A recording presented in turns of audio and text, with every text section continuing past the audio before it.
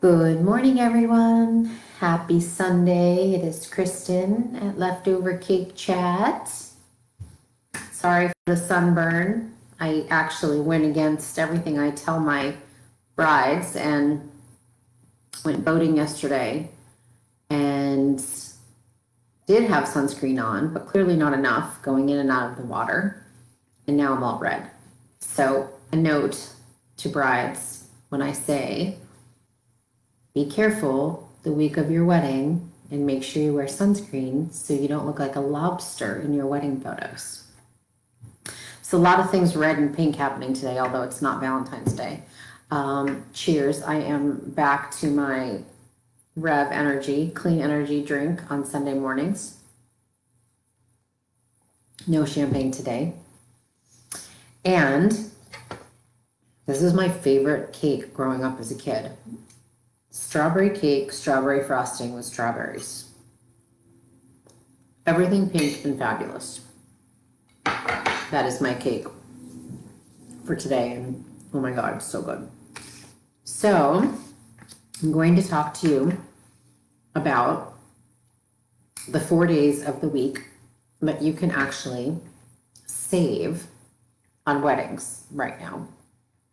And actually not just right now, this has historically also been somewhat of the truth. It's just a little bit more prominent right now with cancellations happening over the last year plus years of weddings.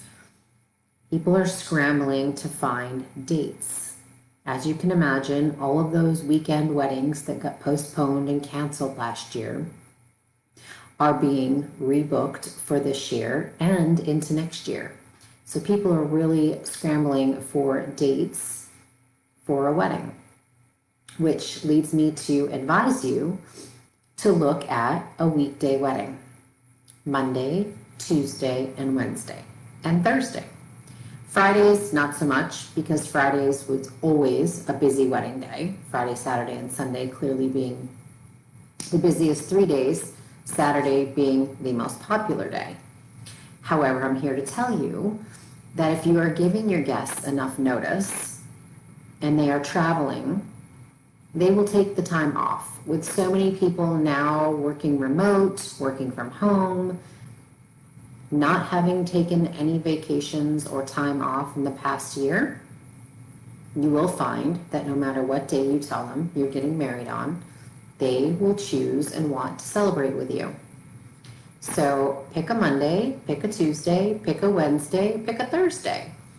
This also allows you to choose vendors that, again, the same thing is happening with vendors that has happened with venues. They also are trying to rebook all of these dates. So you might have a photographer that you are working with, and the new date that you want on a Saturday isn't available on a Saturday, but they may have a Monday, Tuesday, Wednesday, Thursday. It also gives you negotiation for pricing, because they typically would not be booking on these dates. So clearly you need to still check the date with them, ask about pricing, or if you haven't been rescheduling or postponing and you're starting from scratch, this is a good way to get into a budget where you might be able to afford some of those things you might not have been able to afford to on a weekend. So that's one thing as planners at Solo Group Events and the Bridal Retreat that we guide our clients on. I think it's still important to have a planner. I'm always going to tell you that it's important to have a planner, not just because I'm a planner, but because I want you to actually enjoy your wedding.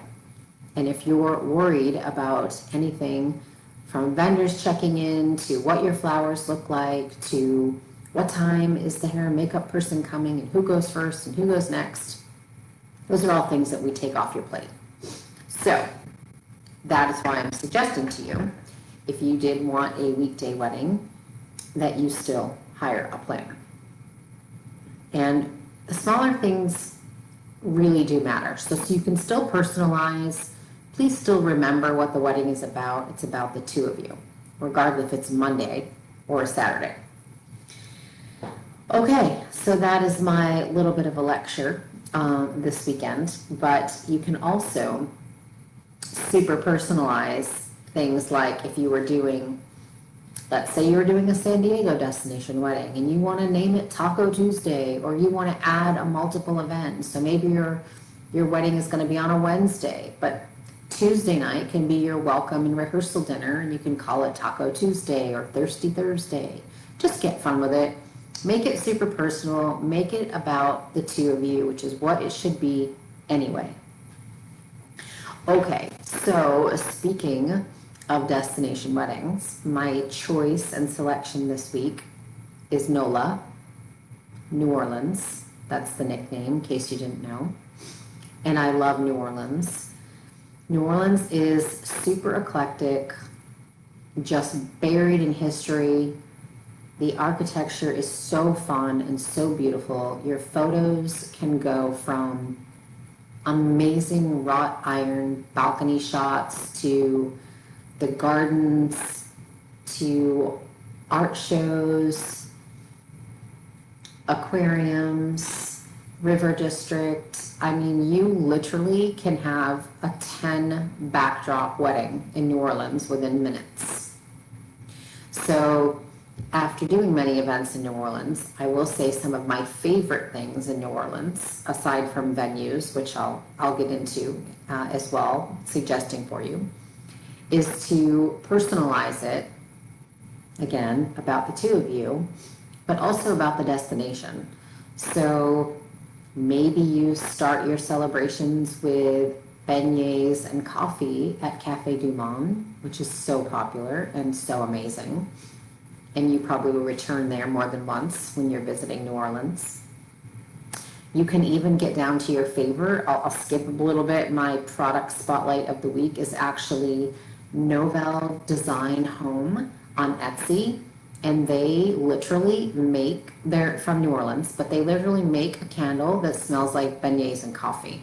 Such a great favor to send home with people and just have them reminisce about that experience. You also can give them a beignet kit to take home, or coffee from Café du Monde as well. So things that you might want to incorporate.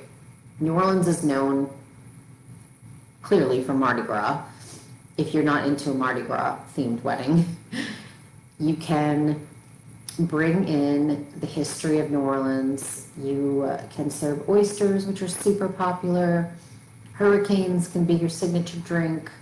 You can even have your own second line before or after one of your celebrations. So if you've never been to New Orleans, I'm sure you've seen this in either movies or on TV, where you can have local talent, musicians, artists, puppetry, people in grand costumes who walk you from one celebration to the next. So traditionally in New Orleans, this would happen at the celebration of life after someone has passed.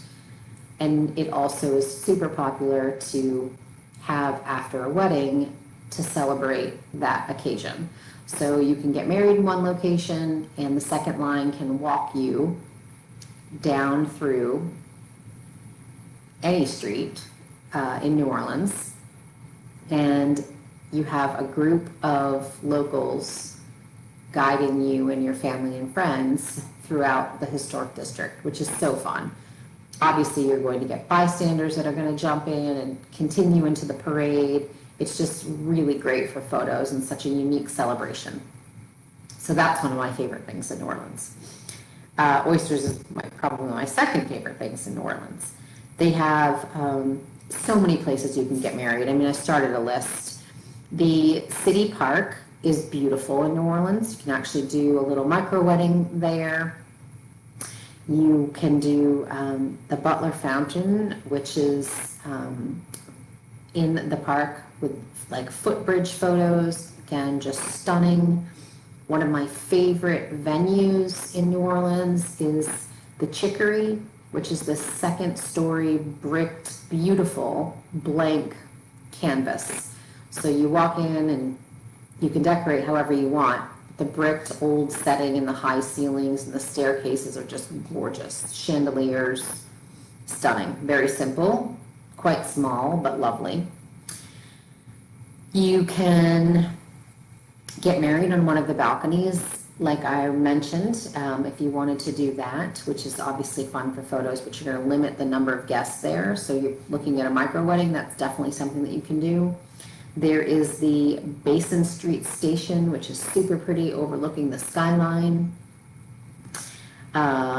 Let's see, what else? Some of the museums, some of the gardens. One of my favorite, if you wanted to do like a B&B, is the Melrose Mansion.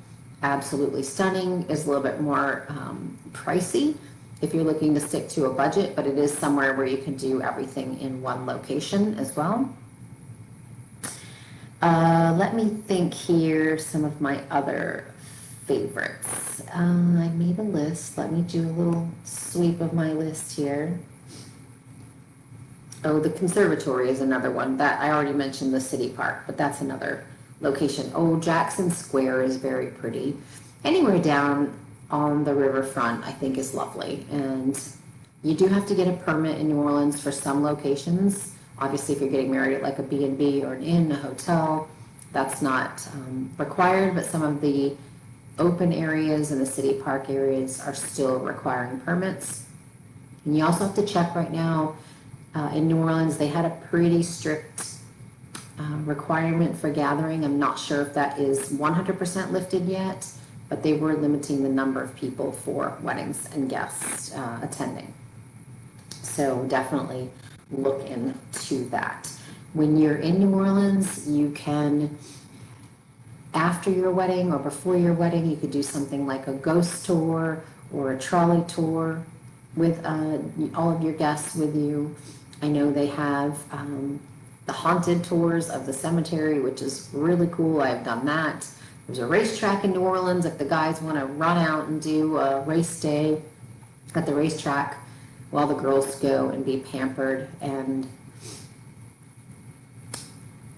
manicures, pedicures, massages. There's all kinds of that as options as well. The Good Voodoo takes place in New Orleans, so that's also fun to go into all of those old stores. The art and history and culture there, the culinary experience. Literally, you can have any type of food that you want. Traditionally, I have seen jambalaya and gumbo, and again, oysters. Seafood is amazing in New Orleans, so you can really get eclectic with your menu. There are some butchery shops that have space connected to them for events as well. I know I've done a few corporate events there, and again, all types of options. Socially distancing is probably still something that you're considering. If you're having a micro wedding, you've got plenty of space. If you do want a larger group and you're planning for maybe next year or the following year, still lots of locations. New Orleans has a casino if that's something that you're interested in. They also have the riverboat cruises if that's something that you want to do for the wedding or pre or post wedding. So, NOLA. Don't forget the candles with Novell Design Home. You can find them on Etsy. They have a lot of great gifts. You can also incorporate so many other things. You can send somebody home with a jambalaya recipe or the ingredients, or the same, with gumbo, things like that, the seasoning. You can get really creative with your favors and your welcome bag gifts when you're doing a destination wedding, which is part of the things that we love to help our clients with. So, Monday through Thursday weddings, micro weddings, consider New Orleans.